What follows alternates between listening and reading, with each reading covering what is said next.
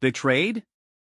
Machiavelli shows how to rebuild and come back stronger. The man who destroys his weak self can never be destroyed by others. The morning sun cast long shadows across the cobblestones of Florence as Niccolò Machiavelli walked through the streets that had once been the stage of his political power. It was 1513, and the man who had served as secretary to the second chancery of the Republic of Florence for 14 years now found himself stripped of office, exiled from the city's political life, and branded a traitor by the very Medici family that had returned to power. The irony was not lost on him. He who had written extensively about the nature of political betrayal was now experiencing it firsthand. But, as Machiavelli's weathered hands traced the walls of his modest villa in Sant'Andrea in Percasina, he understood something that his enemies did not. True destruction comes not from external forces, but from the weakness within. The man who allows himself to be defined by betrayal, who clings to past grievances, who refuses to adapt to new realities, this man destroys himself more thoroughly than any enemy ever could. The wise man, however, uses betrayal as a forge, tempering his character into something harder, sharper, and infinitely more dangerous than before. This document explores the profound wisdom embedded in Machiavelli's approach to personal and political resurrection following betrayal. Through three interconnected principles drawn from his life and works, we discover how the experience of being betrayed, whether in politics, business, relationships, or any sphere of human endeavor, can become the catalyst for unprecedented strength and success. The first principle reveals how betrayal strips away illusions and forces a confrontation with harsh reality. The second demonstrates the art of strategic patience and calculated rebuilding. The third illuminates the transformation of weakness into weapons of influence and power. Part 1, The Crucible of Reality. When illusions shatter and truth emerges. The letter arrived on a Tuesday morning in November 1512, its wax seal bearing the mark of the returning Medici. Machiavelli broke it open with steady hands, though he already knew its contents would mark the end of an era. The republic he had served with unwavering dedication was dissolved. The democratic ideals he had championed were swept aside like autumn leaves before a winter storm. And he, the architect of diplomatic missions, the strategist who had advised leaders across Italy, the man who had dedicated his life to the service of Florence, was dismissed from office with immediate effect. But the true betrayal was yet to come. Within months, Machiavelli found himself accused of conspiracy against the Medici regime. The evidence was flimsy, manufactured by political enemies seeking to eliminate any potential threat to the new order. The man who had spent years analyzing the mechanics of political survival now faced imprisonment, torture, and possible execution. As he sat in the damp darkness of his cell, feeling the weight of chains around his wrists, Machiavelli experienced what every betrayed person must face: the complete collapse of the world as they understood it. This moment of absolute darkness contains within it the first great lesson of recovery from betrayal.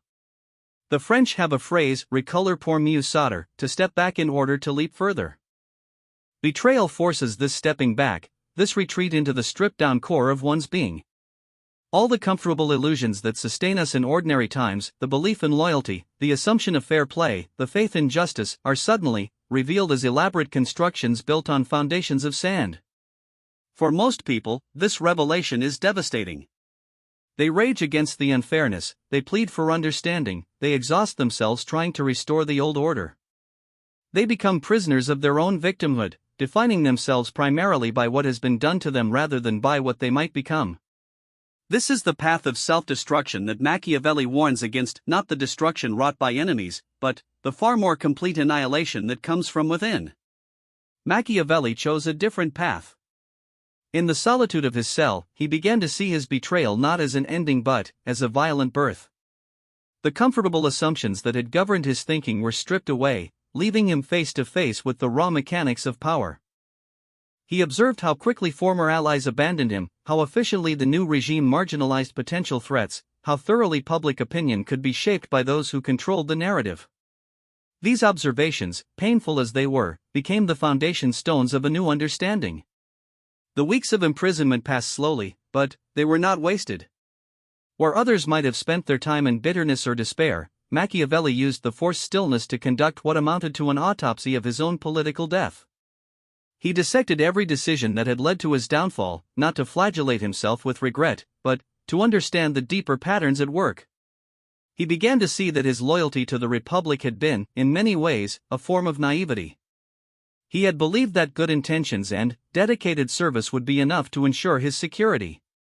He had failed to account for the fundamental truth that political systems are inherently unstable, and that survival requires not just competence but also adaptability. This process of ruthless self-examination is the first step in transforming betrayal from a wound into a weapon.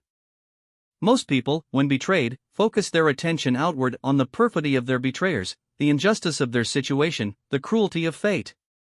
This external focus, while understandable, is ultimately sterile. It produces nothing but resentment and paralysis. The truly wise person, however, turns their attention inward, using the crisis as an opportunity for radical self-assessment. When Machiavelli was finally released from prison, not through any restoration of justice, but through a general amnesty granted by the new pope, he emerged as a fundamentally different man. The idealistic republican who had entered the cell was gone, replaced by someone with a far more sophisticated understanding of human nature and political reality. He had not simply survived his ordeal, he had been reforged by it. The process of emergence from betrayal requires what psychologists now call post-traumatic growth, the phenomenon by which individuals not only recover from traumatic experiences but actually become stronger as a result. However, this growth is not automatic. It requires a deliberate choice to engage with the trauma constructively rather than simply enduring it. It means asking not "why did this happen to me," but "what can this teach me?" It means treating the betrayal as a kind of involuntary education, painful but potentially invaluable. Consider the businessman who discovers that his trusted partner has been embezzling from their company for years. The natural response is outrage, followed by legal action and a desperate attempt to salvage the business. But the wise entrepreneur sees deeper lessons in the betrayal. Why were the financial controls so lax? What warning signs were ignored? How can future partnerships be structured to prevent such betrayals? The pain of discovery becomes the catalyst for building a more resilient, more sophisticated business model. Or take the individual who learns that their spouse has been unfaithful for months, perhaps years. The immediate impulse is to focus on the betrayer's moral failings, to seek validation from friends and family, to wage war in divorce court.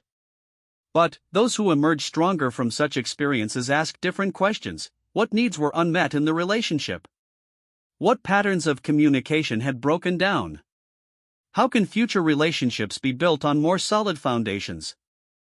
They use the betrayal as a mirror, seeing not just the flaws of their partner but also their own contributions to the relationship's failure. This is not to suggest that betrayed individuals should blame themselves for others' wrongdoing. The embezzling partner and the unfaithful spouse bear full responsibility for their choices. But responsibility and causation are different things. A person can be innocent of wrongdoing while still learning from the circumstances that made wrongdoing possible. This distinction between moral responsibility and practical wisdom is crucial to the process of post-betrayal growth. Machiavelli understood this distinction intuitively. He did not blame himself for the fall of the Republic or the machinations of his political enemies. But he did recognize that his own assumptions and strategies had been inadequate to the challenges he faced. The loyalty that he had considered a virtue was, in the context of Renaissance politics, a potentially fatal weakness. The idealism that had motivated his service had blinded him to the realities of power. In his exile, Machiavelli began to develop what would become his most famous insight, that the world of politics operates according to its own laws, which are often at odds with conventional morality. This was not cynicism but realism, a clear-eyed acceptance of the world as it is rather than as it ought to be. The man who understands these laws, who can navigate by them without being destroyed by them, possesses a form of power that is almost unassailable because it is grounded in truth rather than illusion. This transformation of understanding represents the first great victory over betrayal. The betrayed person who emerges from their ordeal with a more accurate map of reality has gained something of incalculable value. They can no longer be surprised in the same way, manipulated by the same tactics, or destroyed by the same weapons.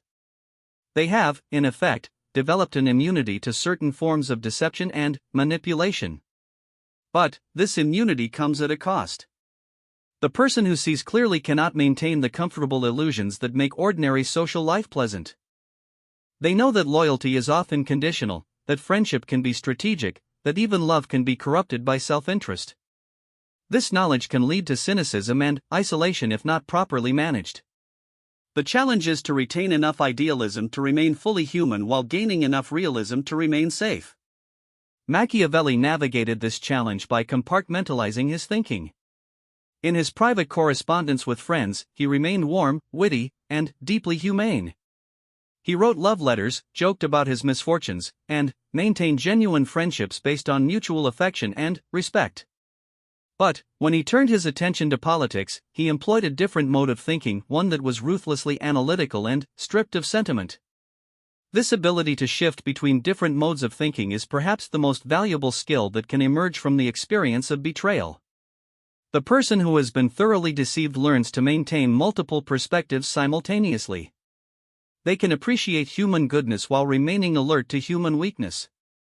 They can engage in relationships with genuine warmth while retaining protective skepticism. They become, in essence, more complete human beings, neither naively trusting nor cynically withdrawn, but intelligently cautious. The development of this sophisticated perspective is what Machiavelli meant when he spoke of the man who destroys his weak self.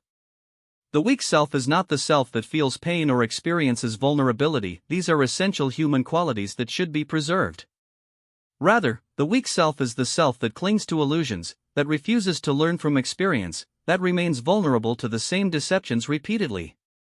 This self must indeed be destroyed if the person is to survive and thrive in a world that contains both great beauty and great treachery.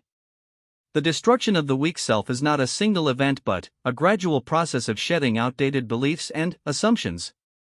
It requires what the Buddhists call beginner's mind, the willingness to see situations freshly, without the burden of preconceptions. For the betrayed person, this means being willing to question everything they thought they knew about human nature, about relationships, about the way the world works. This questioning process can be profoundly disorienting. When fundamental beliefs are called into question, the very ground of identity can seem to shift. The person who prided themselves on being trusting must learn to be discerning. The one who valued loyalty above all must learn when loyalty is deserved and when it is dangerous.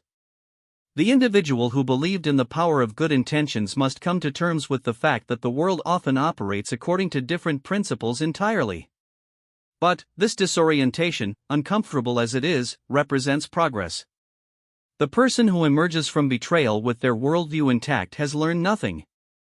They remain as vulnerable as they were before, perhaps more so because they have convinced themselves that their suffering was merely the result of bad luck rather than inadequate understanding. They are likely to be betrayed again, and in much the same way. The person who allows betrayal to shatter their illusions, by contrast, becomes increasingly difficult to deceive. They develop what intelligence analysts call situational awareness, the ability to read the subtle signs that indicate when deception might be at work. They learn to trust but verify, to hope for the best while preparing for the worst, to engage with others warmly while maintaining emotional and strategic reserves. This transformation is particularly visible in Machiavelli's post-betrayal writings. His earlier diplomatic correspondence reveals a man who believed deeply in the power of reasoned argument and moral suasion. He seemed to think that if he could just present the facts clearly enough, make the moral case persuasively enough, his opponents would see the wisdom of his position and act accordingly. This faith in rational discourse was touching but ultimately naive. After his imprisonment and exile, Machiavelli's writings display a much more sophisticated understanding of human motivation. He recognizes that people are moved not just by reason but by fear, greed, ambition, and pride. He understands that what people say they want and what they actually want may be very different things. He grasps that political actors often operate with hidden agendas that may be quite at odds with their public statements. This enhanced understanding did not make Machiavelli cynical. His personal letters reveal a man who remained capable of genuine friendship and affection. Rather, it made him realistic about the conditions under which human goodness could flourish and the circumstances that might corrupt it. He learned to work with human nature as it is rather than as he wished it to be. The practical implications of this shift in understanding are enormous. In his pre-betrayal career, Machiavelli had often found himself surprised by the duplicity of political actors, frustrated by their failure to act on what seemed to be obvious rational calculations, and defeated by opponents who were willing to use methods he considered beneath contempt. After his transformation, he became much more effective at predicting behavior, countering deception, and achieving his objectives even in hostile environments. This increased effectiveness was not the result of adopting his opponent's methods. Machiavelli never became as ruthless as those who had betrayed him.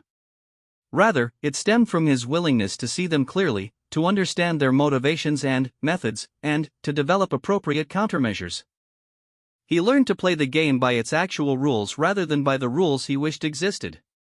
Part 2, The Art of Strategic Patience, Building Power from the Ground Up. The villa in Sant'Andrea was small and unremarkable, a far cry from the palaces of Florence where Machiavelli had once walked the halls of power. But, as he sat at his modest wooden desk, quill in hand, the exiled secretary understood that this humble setting would become the workshop for his greatest achievement. The betrayal that had stripped him of official position had also freed him from the constraints of office, the need to please superiors, and the obligation to moderate his thoughts for public consumption. In this forced retreat, he would discover the second great principle of recovery from betrayal: that true power is built not through dramatic gestures but through patient, methodical construction. The months following his release from prison passed slowly for Machiavelli. His former colleagues in the Florentine government went about their business as if he had never existed. Friends became distant, careful not to be associated with a man who might still be considered politically dangerous. The social invitations dried up, the requests for advice stopped coming, and the steady stream of information that had once flowed to him was reduced to a trickle. For a man who had spent his career at the center of events, this isolation was perhaps more difficult than the physical imprisonment had been. But Machiavelli possessed a quality that many betrayed individuals lack: the ability to think strategically about time itself. He understood that his current weakness was temporary, that political fortunes were cyclical, and that patient preparation during periods of exile often proved more valuable than frantic activity during periods of prominence. Instead of raging against his circumstances or exhausting himself in futile attempts to regain his former position immediately, he settled into what military strategists call the long game. The long game requires a fundamental shift in perspective about the nature of power and the timeline for achieving it. Most people, when they find themselves stripped of position or influence, become desperate to restore their status quickly. They make compromises that further weaken their position, accept subordinate roles that diminish their dignity, or exhaust their resources in poorly planned comeback attempts. This desperation is understandable but almost always counterproductive. It signals weakness to potential allies and gives enemies additional opportunities to inflict damage. Machiavelli chose the opposite approach. Rather than trying to storm back into prominence, he began what amounted to an invisible campaign of intellectual and strategic preparation. He read voraciously, consuming works of history, philosophy, and politics that he had never had time to study properly during his busy years in office. He corresponded with scholars and political figures across Italy, carefully rebuilding his network of contacts. Most importantly, he began to write not the routine diplomatic reports and administrative memoranda that had occupied his time in office, but works of lasting significance that would establish his reputation far beyond the narrow confines of Florentine politics. This shift from immediate political action to long-term intellectual development represents a crucial insight about the nature of recovery from betrayal. The person who has been stripped of external power must learn to cultivate internal power, the kind that cannot be taken away by others because it exists within the mind and character of the individual.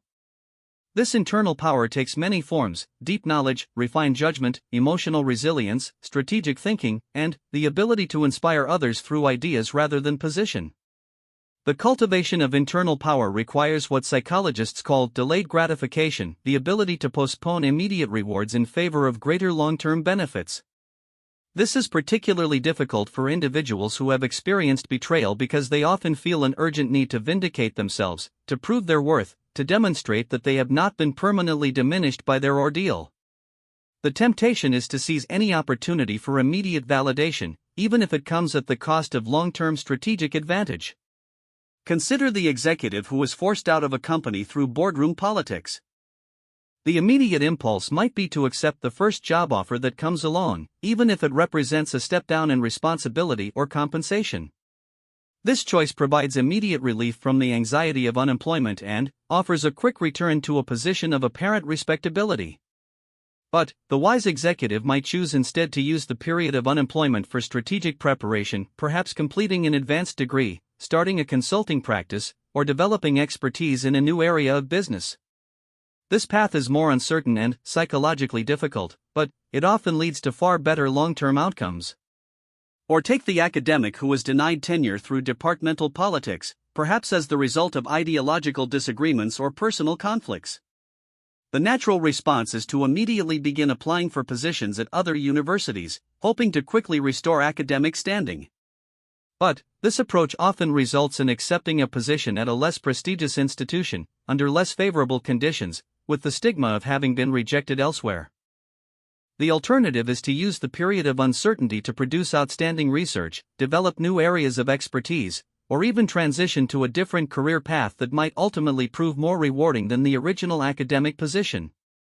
Machiavelli's approach to his own exile demonstrates the power of this patient, strategic approach. Rather than immediately seeking reinstatement to government service, he used his forced retirement to produce works that would establish his reputation for centuries to come. The Prince, written during his exile, became one of the most influential political treatises in history. The Discourses on Livy provided a systematic analysis of republican government that influenced political thought throughout Europe. These works gave Machiavelli a form of power that no political enemy could take away, the power that comes from being the originator of ideas that shape how others think about fundamental questions. The process of building this kind of intellectual power requires more than just writing or studying, however. It requires the development of what might be called systems thinking, the ability to see patterns and connections that others miss, to understand how apparently separate phenomena are actually related, and to predict how changes in one area might affect others. This capacity for synthesis and analysis is one of the most valuable forms of human intelligence, and it can only be developed through sustained reflection and study. Machiavelli's years of exile provided the perfect conditions for developing this kind of systematic understanding. Freed from the day-to-day pressures of office, he could step back and see the broader patterns in political behavior that had been invisible to him when he was immersed in specific diplomatic missions and administrative tasks. He began to understand that individual political events were not random occurrences but expressions of deeper principles that govern human behavior in all times and places. This shift from tactical to strategic thinking is characteristic of individuals who successfully recover from major betrayals. They learn to see their specific experience as part of larger patterns, to understand the systemic factors that made their betrayal possible, and to develop approaches that address root causes rather than just symptoms. They become, in effect, students of the human condition rather than just victims of particular circumstances. The development of this broader perspective is often accompanied by what researchers call meaning-making, the process of finding significance and purpose in experiences that initially seem purely destructive. For Machiavelli, his betrayal and exile became not just personal setbacks but opportunities to contribute to human understanding of political behavior. His suffering was transformed from meaningless victimization into meaningful sacrifice in service of knowledge. This transformation of suffering into significance is one of the most powerful mechanisms by which human beings recover from trauma and betrayal. Viktor Frankl, writing from his experience in Nazi concentration camps, observed that people could endure almost any hardship if they could find meaning in it. Conversely, even minor difficulties become unbearable if they seem pointless or random. The person who can frame their betrayal as a necessary step in their education, as preparation for future service, or as material for creative or intellectual work has taken a crucial step toward recovery. But meaning-making is not simply a psychological comfort mechanism, it has practical implications for building power and influence. The person who understands their betrayal as part of a larger pattern is better equipped to help others who face similar challenges. They become advisors, mentors, coaches, and leaders because they possess hard-won wisdom that cannot be gained from books or lectures alone. Their authority comes not from credentials or positions but from the authenticity that emerges from surviving genuine trials. This authentic authority is far more durable than positional power. A government official derives influence from their office, but that influence disappears the moment they leave the position. A person who has transformed personal suffering into genuine wisdom, by contrast, carries their power with them wherever they go. They cannot be stripped of it by political enemies, economic downturns, or organizational restructuring because it exists within their own character and understanding. Machiavelli discovered this principle through direct experience. His formal political power had been taken away by a change of government, but the intellectual power he developed during his exile proved to be far more lasting and influential. Long after the Medici who had betrayed him were forgotten, his ideas continued to shape political thought. His analysis of power, leadership, and human nature influenced everyone from Napoleon Bonaparte to modern business executives. The betrayal that had seemed to end his career actually freed him to make his greatest contribution to human understanding. The process of building this kind of enduring influence requires what military strategists call force multiplication, finding ways to extend your impact far beyond what you could achieve through direct action alone. For Machiavelli, writing became his force multiplier. Each book he completed had the potential to influence thousands of readers, who might then influence others in turn. A single insight, properly expressed and widely disseminated, could shape behavior across generations and continents. But force multiplication is not limited to writing. In the modern world, it might take the form of teaching, speaking, consulting, or creating systems that solve problems for many people simultaneously. The key is to find ways to package your hard-won wisdom into forms that others can easily access and apply. This requires not just knowledge but also the ability to communicate effectively, to distill complex insights into actionable principles, and to adapt your message to different audiences and contexts. The development of these communication skills often becomes a crucial part of the recovery process. Many people who have been betrayed retreat into isolation, becoming bitter and withdrawn. They may possess valuable insights from their experience, but they lack the ability or willingness to share those insights constructively.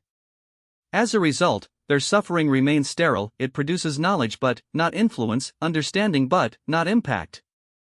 The person who learns to communicate their insights effectively, by contrast, can transform their personal betrayal into public benefit. They become teachers who help others avoid similar traps, advisors who help organizations build more resilient systems, or leaders who create environments where betrayal is less likely to occur. Their individual suffering becomes the foundation for collective wisdom. This transformation from victim to teacher, from sufferer to helper, represents a profound shift in identity and purpose. It requires the betrayed person to stop defining themselves primarily by what was done to them and start defining themselves by what they can do for others. This shift is both psychologically healing and strategically powerful. It restores agency and purpose while building networks of gratitude and obligation that can become sources of future influence. Machiavelli exemplified this transformation throughout his exile. His correspondence reveals a man who took genuine pleasure in sharing his insights with others, in helping friends navigate political challenges, and in contributing to intellectual discussions across Italy. He was no longer the secretary to the Second Chancery, but he had become something more enduring, a wise counselor whose advice was sought by princes and scholars alike. The patience required for this kind of transformation cannot be overstated. Building authentic expertise, developing communication skills, and establishing credibility as a source of wisdom all take time, often years or even decades. The person who has been betrayed must be willing to invest in this long-term process even when the immediate returns are minimal. They must cultivate faith in delayed gratification, confidence in their ability to create value through knowledge and insight, and patience with the slow pace of intellectual and reputational development. This patience is particularly difficult in our current era of instant communication and rapid change. The modern world offers many opportunities for quick fixes and immediate gratification, making it tempting to pursue shortcuts to restored influence. Social media platforms promise viral fame, get-rich-quick schemes offer rapid wealth, and self-help gurus suggest that success is just one technique away. But these shortcuts rarely lead to lasting power or genuine fulfillment. They may provide temporary relief from the pain of betrayal, but they do not address the underlying conditions that made betrayal possible in the first place. The person who chooses the path of strategic patience, by contrast, is building something that cannot be easily destroyed. They are developing what Warren Buffett calls economic moats, sustainable competitive advantages that protect their position over the long term. For Buffett, these moats might be brand recognition, network effects, or regulatory advantages. For the person recovering from betrayal, the moats are wisdom, reputation, relationships, and the ability to create value for others. These personal moats take time to build but become stronger over time rather than weaker. A 20-year reputation for integrity and insight is much more valuable than a 2-year reputation, and it becomes increasingly difficult for enemies to undermine as it deepens and broadens. The person who has consistently provided value to others over decades builds a network of allies and advocates who will defend them against future attacks. Part 3: The transformation of weakness into weapons, from vulnerability to invincibility. The irony was not lost on Niccolò Machiavelli as he put the finishing touches on what would become his masterpiece. Here he was, a man stripped of all formal power, writing a treatise on the acquisition and maintenance of political authority. The very qualities that had made him vulnerable to betrayal, his analytical mind, his willingness to see uncomfortable truths, his ability to think several moves ahead, had now become the foundation of a different kind of strength entirely. As he wrote the final pages of The Prince in 1513, Machiavelli was unknowingly demonstrating the third and most profound principle of recovery from betrayal: the alchemical transformation of apparent weaknesses into sources of unprecedented power. The transformation begins with a paradox that most betrayed individuals struggle to understand. The very traits that made betrayal possible often contain within them the seeds of future invincibility. The person who was betrayed because they were too trusting can become virtually immune to deception, not through cynicism, but through the development of sophisticated judgment about when trust is warranted and when it is dangerous. The individual who is vulnerable because of their loyalty can become a master of strategic relationships, understanding precisely when loyalty serves their interests and when it becomes a liability. This paradox explains why some of history's most influential figures emerged from periods of profound betrayal and apparent defeat. They learned to weaponize their vulnerabilities, transforming their greatest weaknesses into their most formidable strengths. The process is neither automatic nor easy. It requires conscious effort, strategic thinking, and often years of patient development. But, when successfully completed, it produces individuals who are extraordinarily difficult to defeat because they have already overcome their own internal enemies. Machiavelli's personal transformation illustrates this process with remarkable clarity. Before his betrayal, his greatest strength as a diplomat had been his idealism, his genuine belief in the possibility of creating just and stable political institutions. This idealism made him an effective advocate for Republican values and enabled him to inspire others with his vision of good government. But it also made him naive about the darker aspects of human nature and unprepared for the ruthless tactics employed by his political enemies. The betrayal that ended his political career forced Machiavelli to confront the limitations of idealism in a world governed by power rather than principle. A lesser man might have responded by abandoning idealism entirely, becoming cynical and bitter. Machiavelli chose a more sophisticated path. He learned to combine idealistic vision with realistic assessment of human nature and political possibility. He retained his commitment to good government while developing a much more nuanced understanding of how such government could be achieved and maintained in practice. This combination of idealism and realism became the foundation of Machiavelli's intellectual authority. His writings possessed a moral seriousness that purely cynical analyses lacked, but they were grounded in practical wisdom that purely idealistic works could not provide. He could speak to both the aspirations and the fears of his readers, offering them both inspiration and practical guidance. This dual perspective made his work far more influential than either purely optimistic or purely pessimistic treatments of political questions. The development of this kind of sophisticated perspective requires what psychologists call integration, the ability to hold apparently contradictory ideas in productive tension rather than choosing one side or the other. Most people, when confronted with the gap between their ideals and reality, either abandon their ideals or deny reality. The person who successfully recovers from betrayal learns to do neither. They maintain their commitment to high standards while accepting the necessity of working within imperfect systems and with flawed human beings. This capacity for integration is itself a form of power because it enables more accurate assessment of complex situations. The person who sees only good in others is easily deceived. The person who sees only evil is paralyzed by paranoia. But, the person who can accurately assess both the potential and the limitations of others possesses a tremendous advantage in any competitive situation. They can form more effective alliances, make better strategic decisions, and avoid both the trap of naive trust and the prison of cynical isolation. Consider the business executive who builds a company based on high ethical standards and genuine care for employees, customers, and community. This approach creates real value and attracts talented people who want to work for an organization with a meaningful mission. But, suppose this executive is betrayed by a trusted partner who embezzles funds, or by key employees who leave to start a competing business using stolen intellectual property.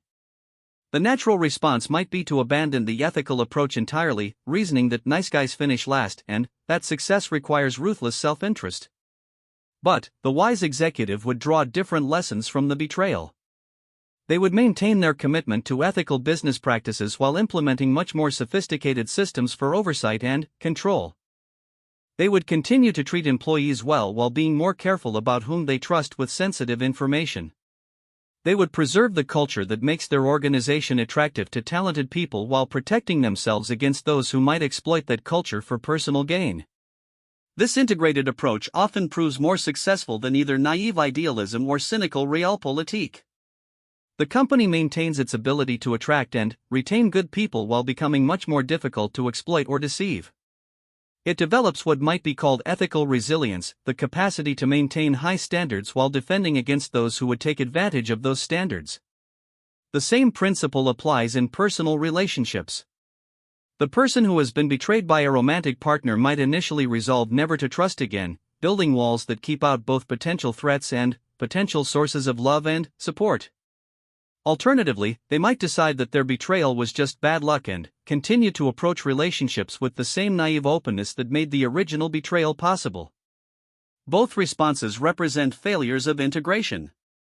The wiser approach is to maintain openness to love while developing much more sophisticated judgment about potential partners.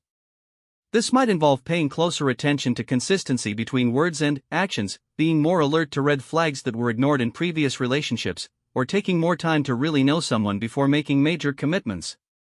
The goal is not to become invulnerable to all future hurt that would require emotional death, but to become much less likely to be betrayed in the same ways for the same reasons. Machiavelli's approach to human relationships after his betrayal demonstrates this kind of sophisticated integration.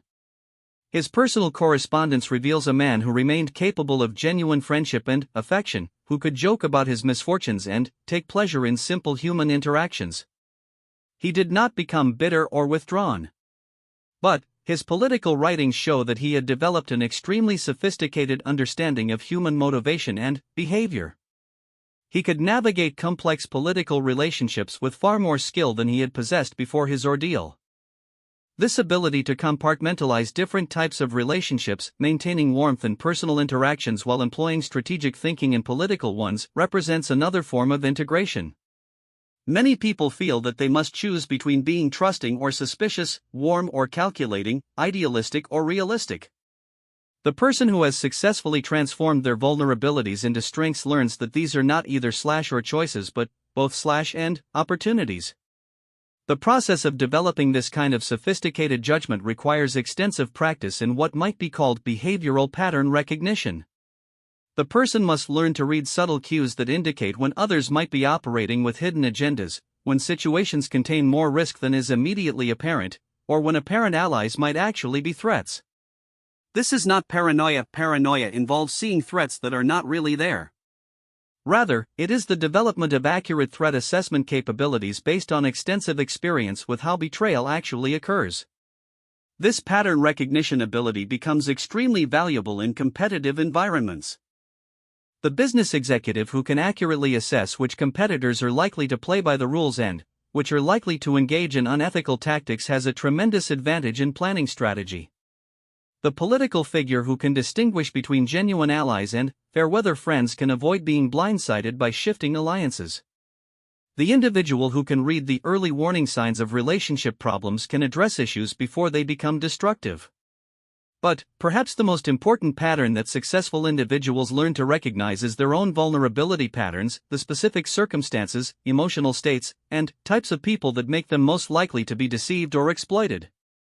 This self-knowledge becomes a form of internal early warning system, alerting them when they are entering situations that have historically been dangerous for them. Machiavelli developed acute awareness of his own vulnerability patterns through his analysis of his political downfall. He recognized that his loyalty to Republican ideals had made him slow to adapt to changing political realities.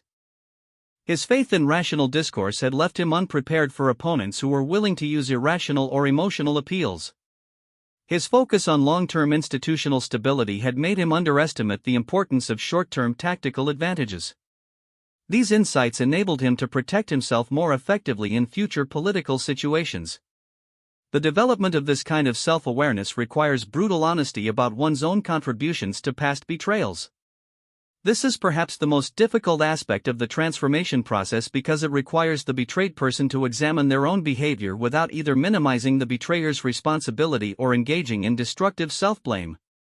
The goal is not to conclude that they deserved betrayal, but rather to understand exactly how they made themselves vulnerable so that they can make different choices in the future. This process might reveal, for example, that they consistently ignored red flags because they wanted to believe the best about others. Or that they shared sensitive information too freely because they craved social connection.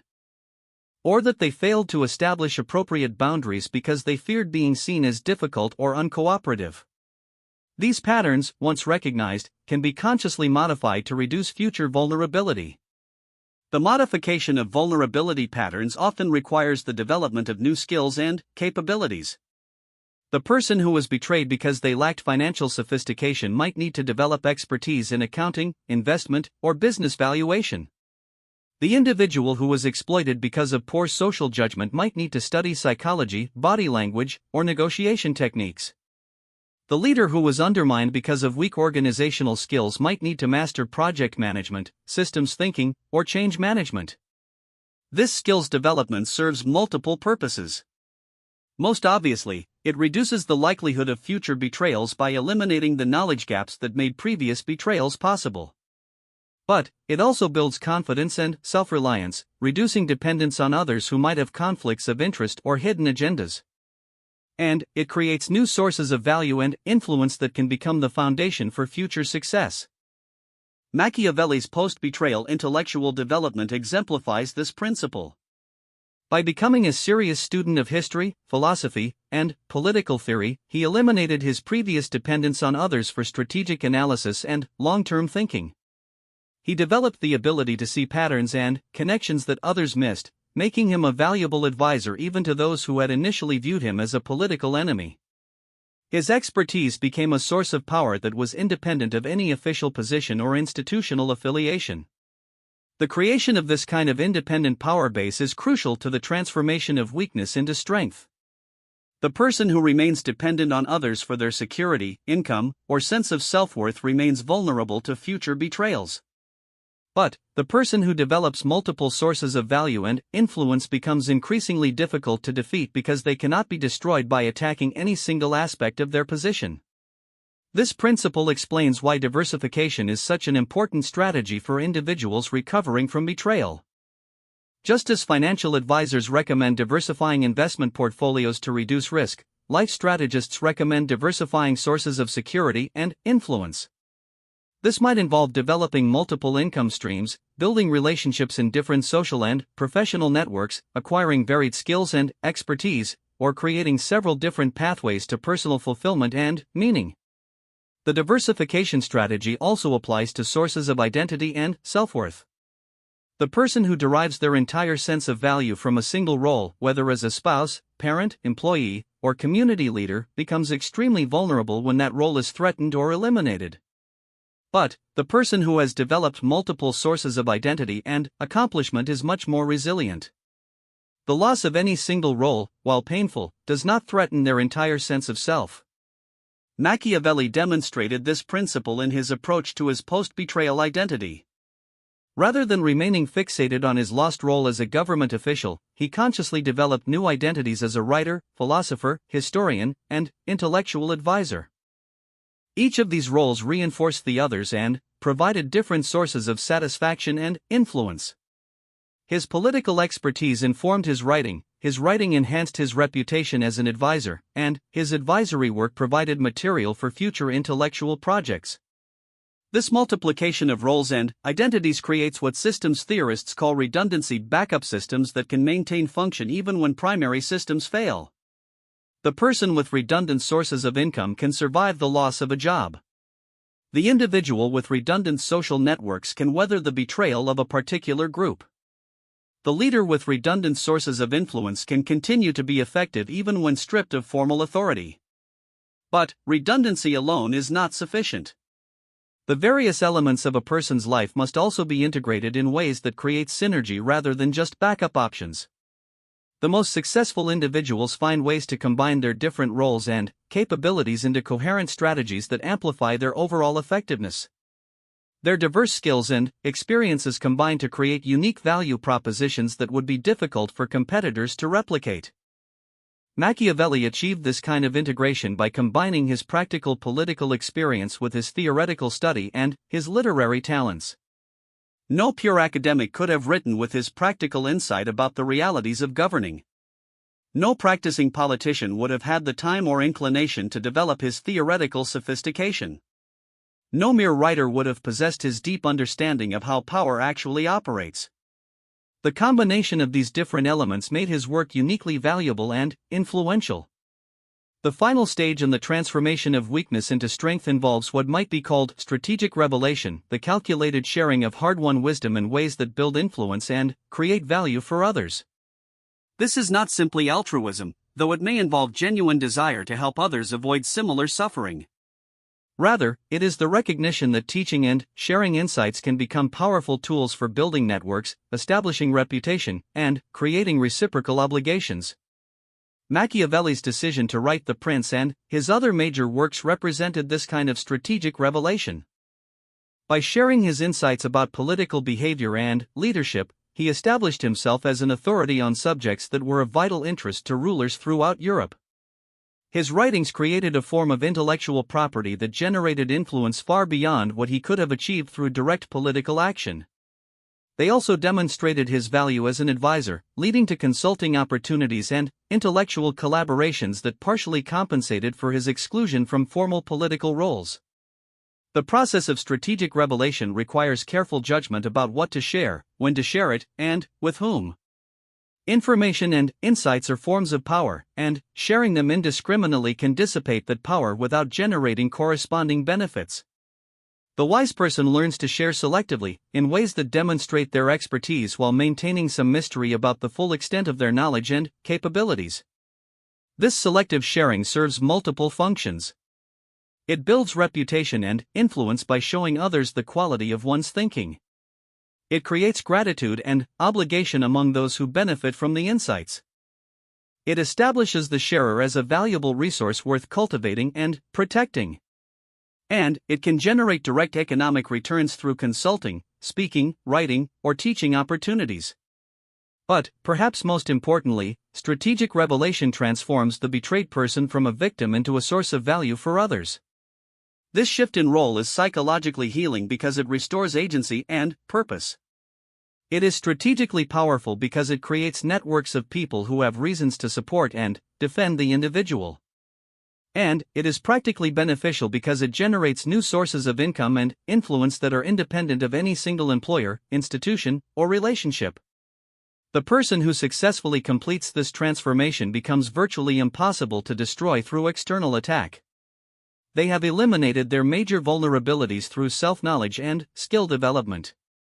They have created multiple sources of security and influence through diversification and integration. They have built networks of support and protection through strategic revelation and value creation. Most importantly, they have developed internal strength and wisdom that cannot be taken away by others. This is what Machiavelli meant when he spoke of the man who destroys his weak self. The destruction is not of the human capacity for feeling, caring, or hoping; these remain essential elements of a complete life. Rather, it is the destruction of naive assumptions, dependent relationships, and vulnerable patterns of behavior that made betrayal possible in the first place. What emerges from this destruction is not a harder or colder person, but a wiser and stronger one, is someone who has learned to combine the best aspects of human nature with realistic understanding of its limitations. The irony is that this transformation, born from the ashes of betrayal, often leads to forms of success and influence that would never have been possible without the original trauma. The betrayed person who successfully completes the journey discovers that their greatest defeat has become the foundation for their greatest victory. They have not simply recovered from betrayal, they have transcended it, using it as raw material for building something far more valuable than what they originally lost. As Machiavelli wrote the final words of his masterpiece, he understood that his political enemies had unknowingly given him the greatest gift possible, the opportunity to transform himself from a competent but replaceable government functionary into one of history's most influential political thinkers. The betrayal that had seemed to end his career had actually liberated him to make his greatest contribution to human understanding. In trying to destroy him, his enemies had instead forged him into something far more formidable than he had ever been before. This is the ultimate lesson of Machiavelli's transformation, that the person who learns to destroy their own weakness becomes, in a very real sense, indestructible. Not because they cannot be hurt, they remain human and, therefore, vulnerable to loss, disappointment, and pain. But, because they have learned to transform any attack, any setback, any betrayal into raw material for further growth and strength. They become like the mythical phoenix, capable of rising from any ashes stronger and more magnificent than before. In our modern world, this ancient wisdom remains as relevant as ever. In an age of rapid change, economic uncertainty, and social fragmentation, the ability to recover from betrayal and emerge stronger has become an essential life skill. Those who master it will thrive in any environment. Those who do not will remain forever vulnerable to forces beyond their control. The choice, as Machiavelli learned in his darkest hours, lies entirely within our own hands.